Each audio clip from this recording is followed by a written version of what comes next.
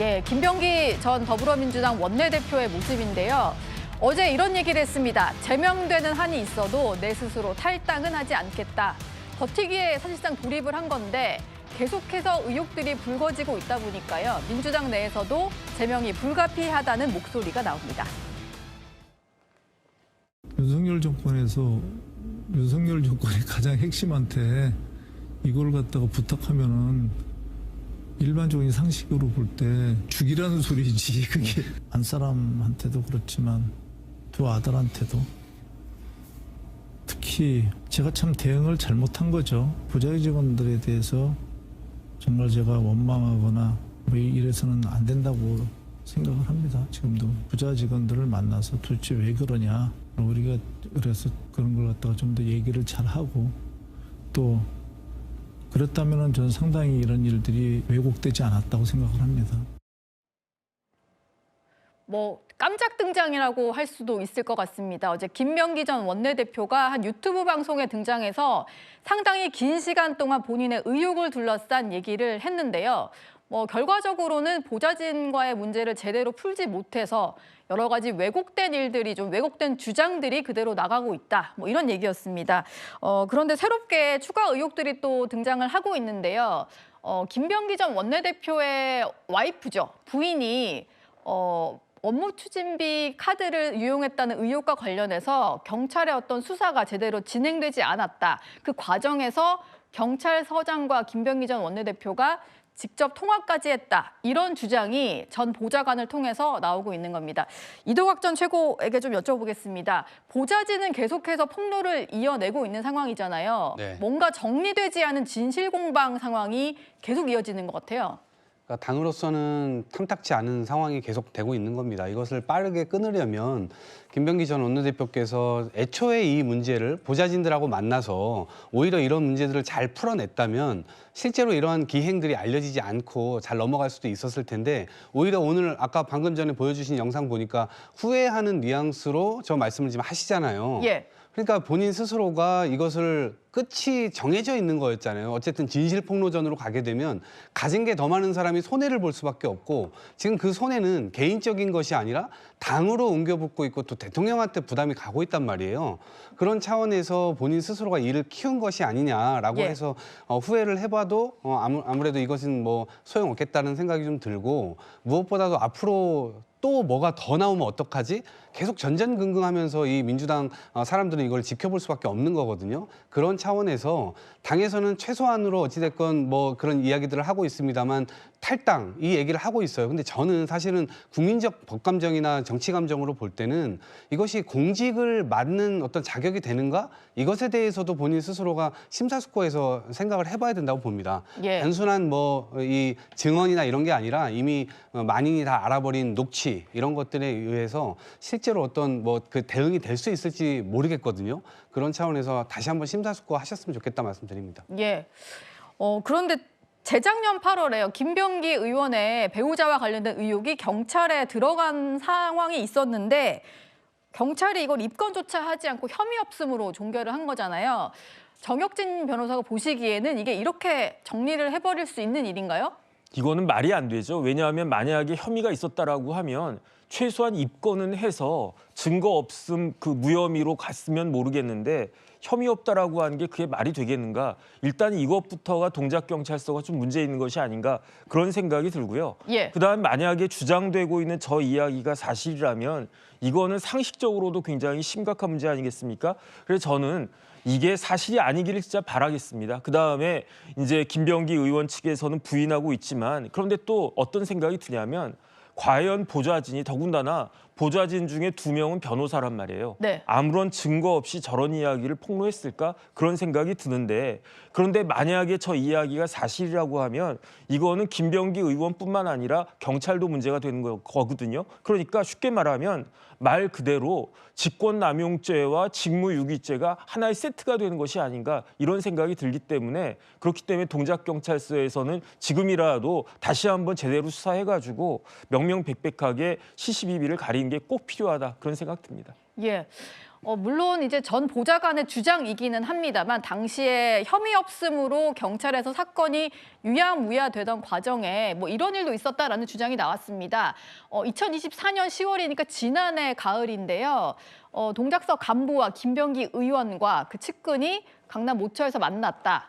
뭐 영원히 가자는 의미의 파티였다. 선거법 공소시효가 다 지나서 이제 우리는 거리낄 게 없으니까 앞으로도 함께 가자 이런 의미였다라고 주장을 하는데 일단 김병기 전 원내대표 같은 경우는 사실 무근이다. 식사조차 한 적이 없다. 이렇게 얘기를 하고 있거든요. 이현종 위원 지금 이것도 정말로 정반대되는 진실 공방인데 이거 좀 드러나야 될, 확인이 돼야 될 부분인 것 같아요. 그래서 이제 우리가 이 특검이 왜 필요한가에 대한 저는 근거가 나타나고 있다고 생각이 들어요. 왜냐하면 예. 이제 2023년 지지난해에 계엄이 일어나기 한 2달 전 아니겠습니까? 그때 사실 이 소개가 이 동작경찰서하고 소개가 지금 알려진 바에 따르면 국민의힘 경찰 출신 중진이 소개했다는 거 아니겠어요? 예. 그리고 이게 동작경찰서 서장이 보니까 당시 이 사건 일어날 때 통화했던 사람과 처리했던 사람 2명이 또 있더라고요. 2명이 네. 바뀌었군요. 그 그렇죠. 사이에. 그래서 아마 지금 둘 다 지금 경찰에 지금 여러 가지 수사를 받고 있는 모양인데, 자 그렇다면 일단 지금 이 여야 의원들이 다 연루가 돼 있습니다. 자 여당의 실세 의원들 정말 공천 과정에서의 핵심적인 권한을 쥐고 있었던 핵심 실세, 특히 이재명 대통령과 굉장히 밀접한 최측근, 자 이분이 연루가 돼 있어요. 그다음에 예. 지금 지금 현재 야당, 당시에 이제 여당이었죠. 경찰 출신 이 윤핵관이라고 하는 아주 핵심 인사가 또 연루가 돼 있습니다. 네. 자 그리고 또 경찰이 연루가 돼 있어요. 근데 어떻게 자기 사건이 무마되고 난 다음에 저렇게 모여서 만약에 식사를 하고 술을 함께 했다고 그러면 이게 만약에 사실이라면 그렇죠. 사실이라면 만약에 검찰이 한번 저래 보십시오. 민주당이 가만히 있겠습니까? 그러네요. 민주당이 예. 뭐 바로 특검하자 그러지 않았겠어요? 네. 그 검사 나오라고 그러고 뭐 바로 특검하자 그랬을 텐데. 자, 이 현재 권력과 어떤 과거의 권력, 그다음에 사법기관 이게 다 연루가 돼 있습니다. 예. 그럼 이 사건은 지금 현재 누가 수사하죠? 경찰이 하고 있잖아요. 네. 그럼 과연 국민들이 공정성을 담보할 수 있겠습니까? 자, 그렇다면 현재 검찰은 뭐 일단 수사 기능 자체가 정상적이 아니니까 그래서 이제 이걸 특검을 하자는 겁니다. 즉 여야의 핵심 인사와 경찰이 함께 연루돼 있는 사건, 이런 사건을 과연 국민들이 지금 뭐 우리가 특검 많이 하고 있잖아요. 했고 예. 또 지금 상설 특검도 하고 있고 한데 그렇다면 이런 거 정도야말로 특검을 해야 될 사안이 아닌가 저는 그렇게 봅니다. 예. 김병기 의원의 처신 그리고 또 거취를 놓고는 민주당 안에서도 두 쪽으로 의견이 갈리고 있습니다. 제명을 당하는 한이 있더라도 저는 제 손으로 탈당을 하지 않겠습니다. 국민께 심려를 끼쳐드린 점에 대해서 원내 지도부를 대표해서 진심으로 사과드립니다. 정치는 국민의 신뢰가 무너지면 한 발자국도 나갈 수 없습니다. 그 가장 기본적인 원칙을 다시금 마음에 깊이 새깁니다. 김병기 전 원내대표 본인은 그런 억울함을 좀 호소하고 싶은 마음이 왜 없겠습니까? 그래서 이제 유튜브 방송에 나가셔서 그런 말씀을 하실 수 있다고 보는데 또 솔직하게 윤리심판원의 절차에 응하시는 것이 본인에게도 당에게도 도움이 되겠다 이런 생각으로 들었습니다. 뭐 당에서도 의견이 분분한 것 같은데요. 김진욱 특보, 문진석 원내대표 지금 직무대행이잖아요. 사과를 하긴 했는데 지금 문진석 원내대표 직무대행이 사과하는 게 뭐 맞는 겁니까? 글쎄요, 뭐 이제 문진석 원내대표 직무대행께서 본인이 이제 수석 부대표 시절에 이제 문자 청탁 인사와 관련된 부분에 대한 문자를 보낸 것 때문에 본인도 이제 근신을 좀 하셨던 그런 것 때문에 뭐 적절성에 대한 얘기가 나오고 있습니다만 예. 어쨌든 그 부분에 대해서도 본인이 처신을 잘하겠다라고 이제 사과를 한 적이 있었고 또 이 부분에 대해서는 지금 당장 이제 이번 주 주말인 11일 날 새로운 원내대표가 선출될 텐데 네. 그 과도기에 한 며칠 정도 지금 이제 그 직무 대행을 맡고 있는 상황이고 지금 민주당의 원내에서 또 한 번도 이런 문제와 관련해 가지고 사과를 하지 않고 지나갈 수는 없는 부분이 있기 때문에 예. 아마도 문진석 원내 수석 부대표 지금 직무 대행께서 사과를 하신 것이다 이렇게 봅니다. 근데 사과를 한 부분이 적절하냐 부적절하느냐 이런 부분들은 이제 문제 삼을 건 아닌 것 같고요.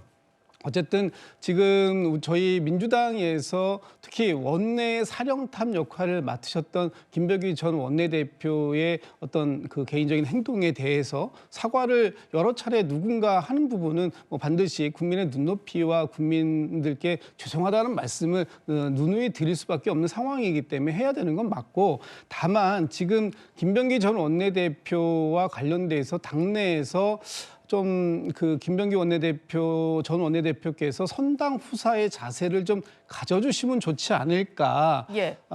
지금 나와 있는 모든 것들이 특히 의혹이 또 새롭게 제기되고 그럴 때마다 민주당에서 계속해서 이렇게 사과를 연속적으로 드려야 되는 이런 국면들을 계속 그 맞이할 하지 않도록 하는 것도 오히려 어떻게 보면 그동안 원내 사령탑의 역할을 맡으셔서 열심히 해주셨던 그 김병기 전 원내대표가 또 마지막으로 당을 위해서 또 해주실 수 있는 역할이 아닐까라고 기대하시는 분들도 좀 있는 것 같습니다. 지금 말씀하신 대로 선당후사 얘기를 하고 뭔가 당에 부담이 가지 않을 결정을 할 것 같다 뭐 이런 얘기도 나오는 것 같은데요. 이동학 전 최고 보시기에는 뭐 윤리위 제명 결정 나오기 전에 거취 결단할 수 있다 이렇게 보시나요?